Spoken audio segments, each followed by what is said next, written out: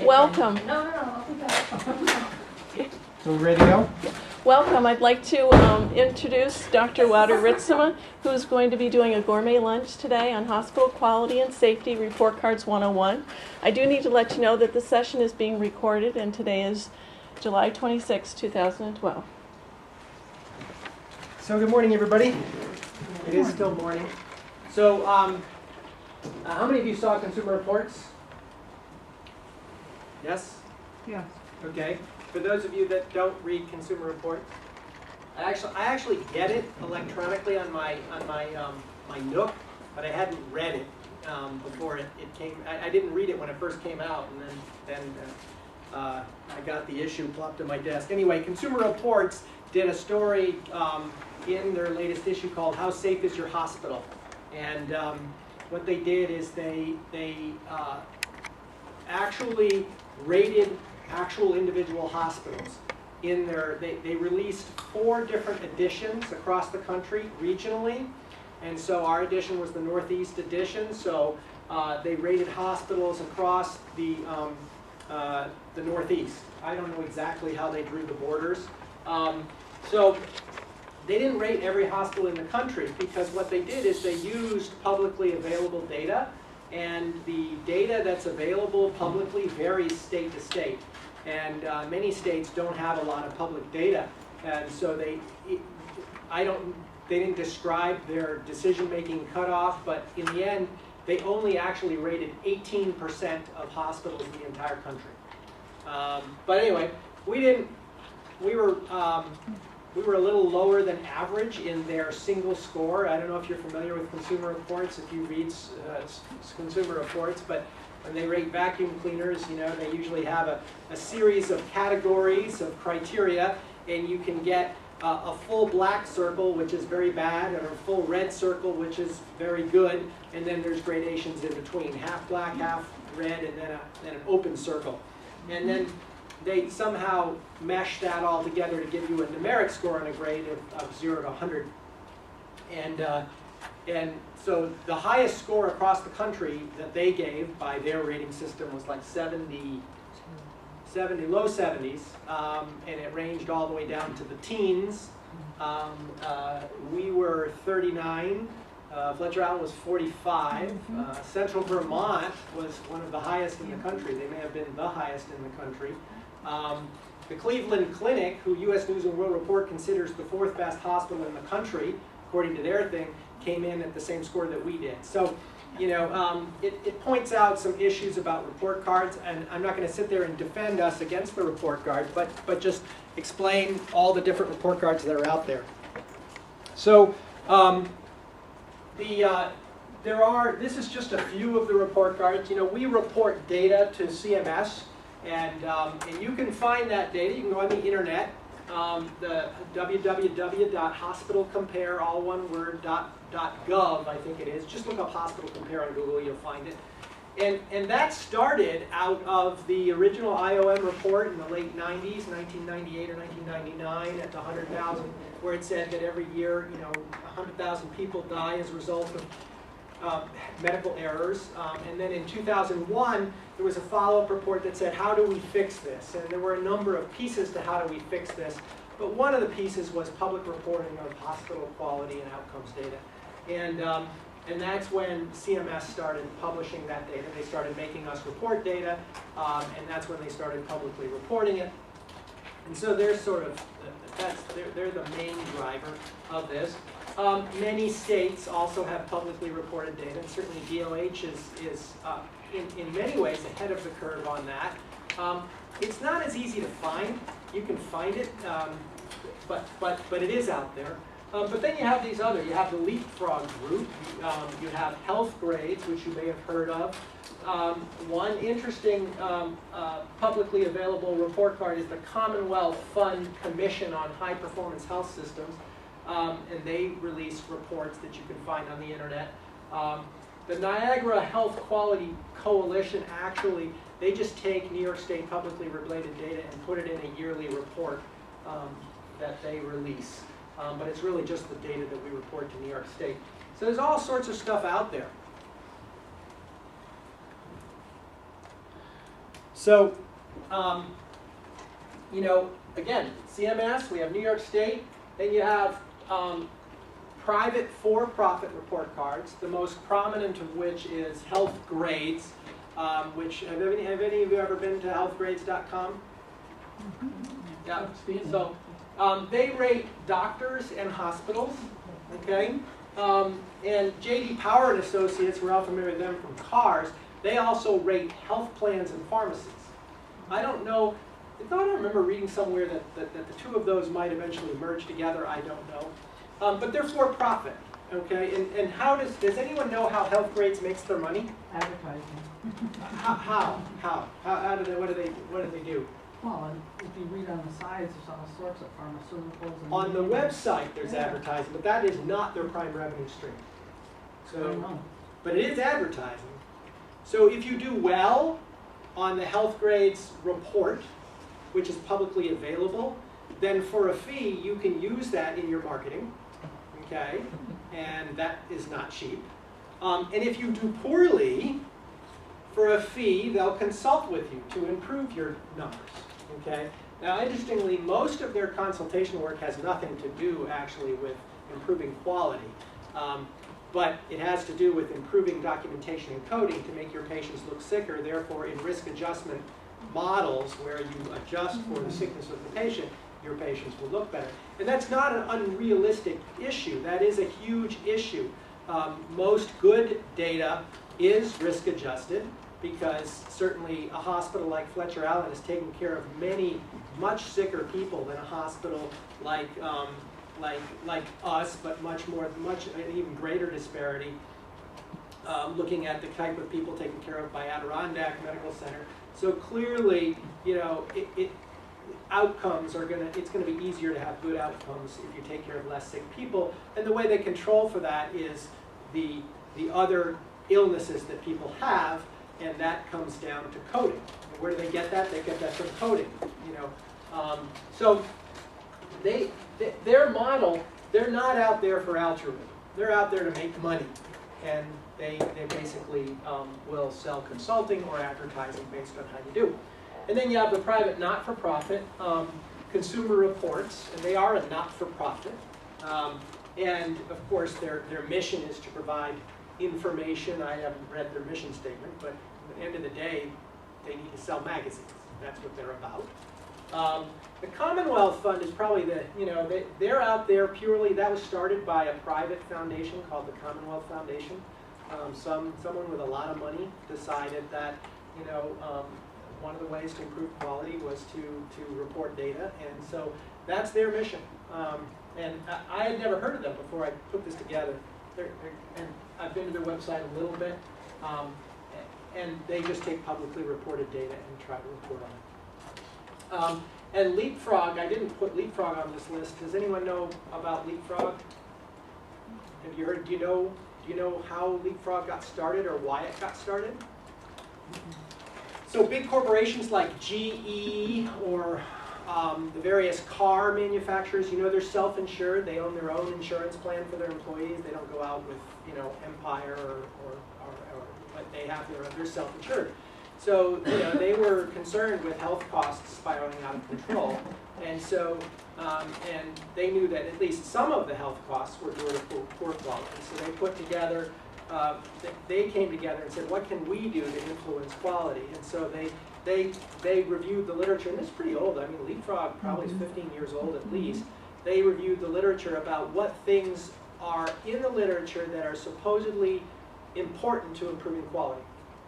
And at that time, they looked at things like 24/7 staffing of ICUs.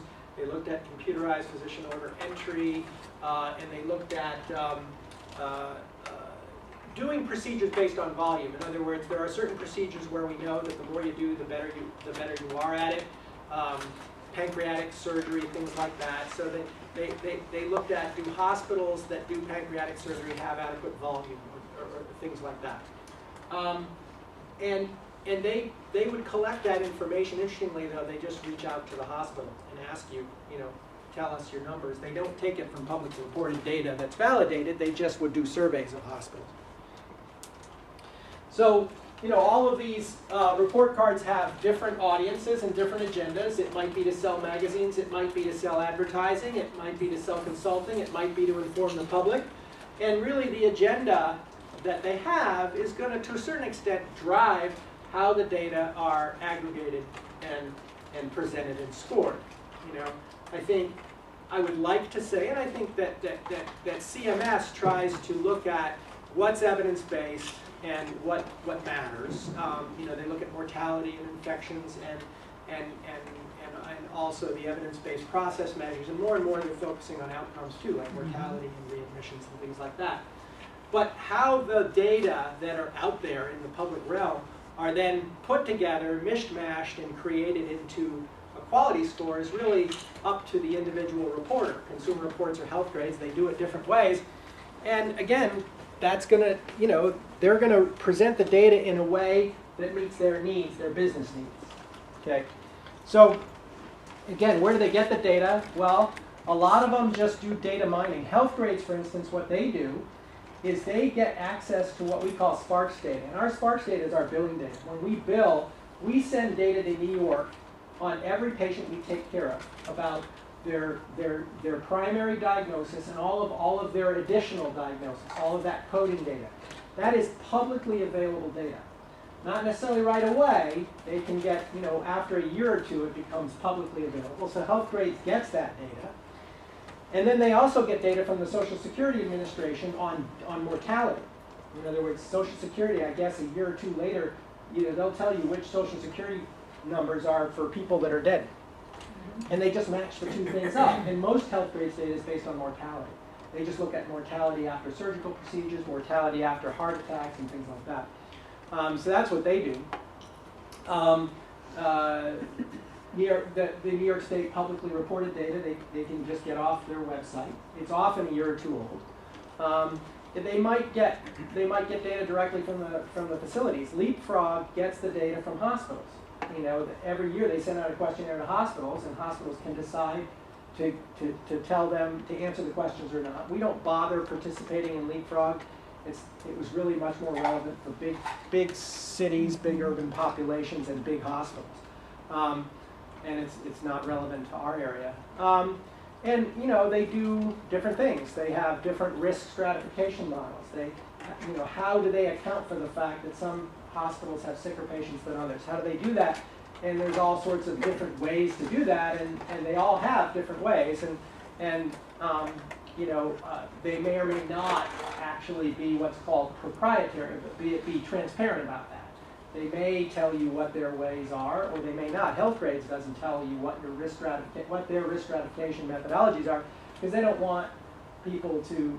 They want to tell you once you pay for their consulting services, and they won't tell you what the risk stratification model, but you can guess what it is based on what they tell you to do to make your data look better. So they're not telling people to lie. They're just telling people to do a better job of identifying how sick the patients are. So, and if when you see these report cards, they all look at different things. They may look at process data. Process data are how well do we do things that are supposed to make people get better. And that would be like our core measures. How often do patients with heart failure get proper discharge instructions? How often do patients with pneumonia get the right antibiotics at the right time? Those are process data, and that's what we report to CMS. And some of the scores look at that. More and more, they're focusing on outcomes data. Mortality, either across the board or for selected diagnoses. Readmissions, which of course is it's a quality measure, and it's clearly a financial measure. Readmissions cost money. Infections, I think there's no doubt that is no one would argue that is not a relevant measure of quality. Complications and hospital-acquired conditions, do people get pressure sores? Do people fall and injure themselves? Efficiency measures, CMS is starting to look at efficiency measures, they're looking at, and we don't report this at all, they just look at billing data, and they say how often, when one of the ones that was in Consumer Reports was, when we get an abdominal CAT scan, how often do we get it with and without IV contrast? There really are not very many situations in which that's necessary. Why do hospitals do it? Well, those are like two separate x-rays that you can bill twice. So, you know, there are efficiencies, but there are also radiation exposure in that case. You know, do you really need? No, you don't need it. So you don't need that much radiation and things like that. So more and more we're starting to see efficiency measures in CMS. And Consumer Reports did include that in their report. Patient satisfaction, clearly, everybody is interested in that. And I think, you know, it is clearly a measure of how satisfied people are with their care. And it has a very direct link to quality in that patients who are satisfied with their care tend to be more adherent to what we ask them to do. And then structural measures. This is Leapfrog started this, and they've been doing it by questionnaire. But we're starting to see in the upcoming in CMS's pay for performance. There, it looks like in a couple of years, one of the pay performance measures will be CPOE, I think. Is it? No, there's another structural measure that I can't remember what it is. Oh, use of the surgical safety checklist, the World Health Organization surgical safety checklist. Do you use it? Okay, that's a structural measure. That is an evidence-based measure that does improve outcomes. So that will be a yes, no. Do you use it or not? And that will affect our payment. That's not solidified yet, but that's what they're proposing. So, you know, what happens is a hospital can look like $1 million in one report card, and they can look poorer in another report card for all the reasons I mentioned. First of all, report cards look at different things. So clearly, because not all hospitals do everything well. It's quite frequent that they do some things well and other things not as well. Or, you know, how they put it together. If they decide to give you a composite score like Consumer Reports does, depending on what they count and how much they count. You know, like when you go to class, the exam's worth this percent and the homework's worth this percent. Well, depending on how they do that, your composite score could be different. They also look at different time frames. Depending on the data they look at, if they're relying on publicly reported data off of the CMS website for core measures, that data is not even available till it's at least 9 months old, 9 to 12 months old. And then if they have to take it and crunch those numbers, you're talking at least 1.5 years to 2 years old data. Certainly the Consumer Reports data, some of that data is at least 2 years old. And lastly, how do they risk stratify? Or do they risk stratify at all? And that's going to explain variation for a single hospital. You know, then, but within a report card, there's, you know, how to explain the variation. You know, there clearly are actual, real variations in quality. I mean, I think we know that. You know, Consumer Reports, we got a full black circle in the patient satisfaction, and that was questions from the HCAP survey. And the fact of the matter is that on the HCAP survey, we're in the bottom 20%. Now, the fact of the matter is that in the HCAP survey, on a scale of 1 to 100, the vast majority of hospitals are clustered between a score of 70 and 80. And the average score across the country is like 75, and we get like a 73. There's not a lot of variation, but we are in the bottom 20%, and so we get a black circle. Variations in documentation and coding practices. You know, the hospitals that have for years have been very aggressive about collecting every possible comorbidity in their coding tend to look better because their patients look sicker, so in a risk stratification model, they're going to look better. Variability in public reporting of data. I mean, the Consumer Reports, they rate hospitals based on data that is state reported. Well, New York State has a lot of state reported data, and some states don't have as much, and the definitions of the data might be different. What New York calls an infection, and what New York calls a colon surgery infection might be different from what New Jersey calls it, and Maine might not look at that at all. And then there are, you know, this is a thing across all measures of quality that's a real issue, in that there are many measures of quality, even in hospital mortality, that appear to vary depending on factors that are totally outside of the walls of the hospital itself. socioeconomic class of the population served. I think that's pretty obvious to most. Much of that, but not all of that, would be captured in comorbidities, but not all of it. Non-hospital care availability. So if there's a shortage of nursing home beds and you can't get patients into nursing homes that really should be in nursing homes, they're going to have a longer length of stay in the hospital. Well, if you look at patients that are, nearing the end of their life, who may be DNR or even comfort care, if they die in the hospital, that's an in-hospital mortality.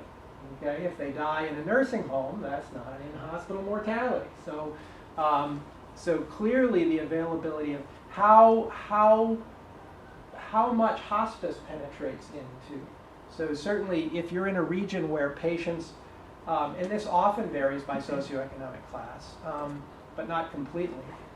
If you're in a region where hospice is very, very popular, very well penetrated into the community, and patients choose to be at home to die, then you're going to see a lower in-hospital mortality. Whereas if in some regions, patients are much more comfortable dying in the hospital. People can't handle that at home. So that there's definite variation there. Also, regional variations based on state policies. There might be policies about various things that drive certain behaviors in states and hospitals. One of those has to do with not so much quality measures, but New York has always required that patients leave the emergency room within 8 hours. And so that means you either have to discharge them or admit them. Whereas if you could keep them in an observation status in the ER for a day or two, they might get better and you could send them home and they never would have been an admission. So that may not affect quality measures, but certainly reflects reimbursement and things. And those things, there are lots of things like that that vary state to state that might affect mortality measures and things like that. Also, attitudes. If you look at Press Ganey or Gallup or anybody that surveys hospitals, what you'll find is that there is fairly significant variation regionally in patient satisfaction. The northeastern United States has the lowest patient satisfaction in the country, and it's worse in New York. New York's patient satisfaction is the worst in the country. But the Northeast as a whole, the lowest patient satisfaction. Whereas the Midwest tends to be higher. Now, if you look at hospital financial stability, you find an association there. The Midwest tend to be the most financially solid hospitals. Hospitals in the Midwest frequently make anywhere from 6 to 15% margin or profit a year. Hospitals in New York, half the hospitals in New York lose money a year. Is there a correlation? Is there a direct cause and effect? I don't know. Is there an association? Yeah. Is that accounted for in any of these things? No, it's not. So that could explain variation. So how do we deal with these report cards? These come out all the time. They come out in the news, WCAX. I don't know how many of you saw the story they did on the TV about the Consumer Reports. How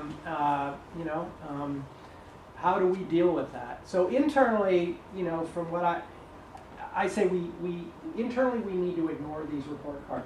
We need to focus on what we report, and we need to focus on doing better at what we need to do better at. Partnership for Patients is the CMS program that overlies so many of the quality measures we're working on, whether it be catheter-associated UTI, whether it's pressure sores, whether it's patient falls, whether it's readmissions. All of these things are things we're working on. And we just need to keep working on and keep getting better. As long as we do that, if that's the data that all these other report cards use, we'll be fine. We can't control how they stratify it. We can't control how they choose to weight it. That we have no control over it, so why worry about it? Let's just focus on the publicly reported measures, and those are the measures I mentioned. And really ignore the report cards, internal. And externally, we need to, Stevens always talks, we need to partner and collaborate with the other healthcare agencies in the community. How do we better use home care? The more we use home care, the less length of stay is. The less length of stay is, the less likely a patient is to die. The better the home care is, the less likely they're going to be readmitted to the hospital. So we have a new home care agency. We need to collaborate with them. They're very interested in that. It's a new day of home care in our community, so we need to work with them. Because at the end of the day, we're doing the right thing for patients. Medical home is going to focus on, is really making a difference in readmissions and ER visits and better primary care. That's going to improve overall health of our community and going to improve our quality. You know, once our affiliation moves forward, assuming it passes all of the regulatory hurdles, you know, we can start working on Fletcher Allen Partners system-wide quality initiatives. Our patients move back and forth between us and Fletcher Allen. We don't have any joint quality initiatives to really make sure that all of that movement is the right movement and they're not moving when they shouldn't, and coordinate access and care. That will improve. And obviously, if the press calls, we respond to the press. They didn't call us, even though CAX did this whole story. They never called us. They spoke badly of us, but they didn't call us. And no one in our community, none of our local news organizations called us at all. So, it's not like we were eager to trumpet it, but so and really, you know, you can talk about a composite score. And whether your composite score is 39, which doesn't look so good, or 72, which still isn't that great, but is one of the best in the country, to the individual patient, that score has no meaning. The only thing that matters to the patient is what happens to them on a given day when they come here for services. And we're really, to that patient, we're only as good or bad as their most recent experience with us. And day to day, every individual interaction, whether it's helping people in the hall, or what's happening on the floors, or when they come to get blood drawn, that's how, whether we're good or not, is how we take care of that patient, how we deliver quality, how we respond to that patient, how we meet their needs. So, questions about report cards?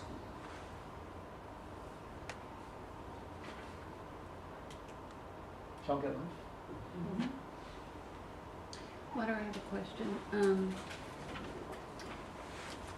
We have a fairly good handle on this and can understand it and can balance out when a consumer report comes out like that. How do we handle it when our members in the community don't understand all of this?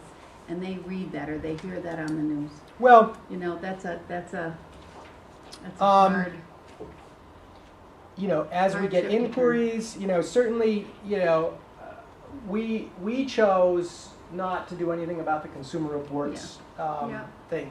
Fletcher Allen, who didn't fare terribly well either, chose to do something, which was to say, look, we want to do a follow-up story, and we want to talk about these, you know, and their approach was, look, we're always working to get better. We know that there are areas where we can improve. But they also, to a certain extent, pointed out some of the challenges in these reports. And, you know, my first argument is the whole consumer reports issue across the country and all the regionals scored only 18% of hospitals. Right. Well, and you would say, well, that doesn't, you know, it's still, maybe that's a good representation. And I would argue it's not. If publicly reporting of data promotes improvement, which I believe it does, because actually consumers don't look at those websites, but we do. And we look at it and we say we need to get better. And if you look, since public reporting of data occurred, scores have improved over time. And I do believe the healthcare industry is getting better.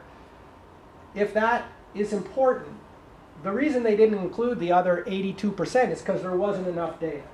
In other words, those hospitals are not subject to reporting. If you're not subject to reporting, your focus is not as clear on the things that you're reporting as it could be. So I would argue that one could make a case that quality in those hospitals represented in the Consumer Reports article is in fact better than those hospitals not reporting. That their eye is on the ball more because, you know, we have to, because that data is out there. It's very hard to explain the details of risk stratification and stuff like that. Yeah, But the major points are, look, it's only 18% of hospitals. What data they looked at is totally different state to state. And it's all old. You know, it's very old data. At least 2 years. Some of that data is probably older that they utilize. You know. Is there any effort to eventually get to where you're comparing apples to apples? Well, I think that's where CMS comes in. I mean, you see CMS more and more is asking for more and more reporting. And at least with CMS data, it tends to be validated. Everybody's using the same definitions. You know, even New York State is, for its infections, is trying to stick with NHSN definitions. Except that we just got something from Partnership for Patients, and they're not using that. They're using the Sparks data, which is billing and coding, and Right. the doctor writes something that makes it so, and without Yep. the comparison. So Yep. it's frustrating. And It is, you know, and that's why, to a certain extent, I say ignore the report cards. Just keep trying to move forward, have fewer infections, do the things that we need to do, and trust that eventually the system will sort it all out. So, I mean, the reality is that still a minority of patients that are using this kind of stuff to make their healthcare decisions. They expect us to get better. They expect us to work on it, and more and more they're holding us accountable when we don't, through complaining, talking, whatever. But they're not out there, you know, mining this data, figuring out where they go for care. We're looking at it, and we know that other places are, but I think we ought not to get too worked up about the report cards per se. Just keep doing what we're doing. Does anyone else have any other questions for Dr. Ritzma? Well, I'd like to thank you for coming today, and I'll also like to mention that the lunch has been provided through a generous grant from the foundation. And if you didn't get the opportunity to grab a lunch on your way in, please feel free to grab a lunch on your way out. And thank you for coming. And if you haven't taken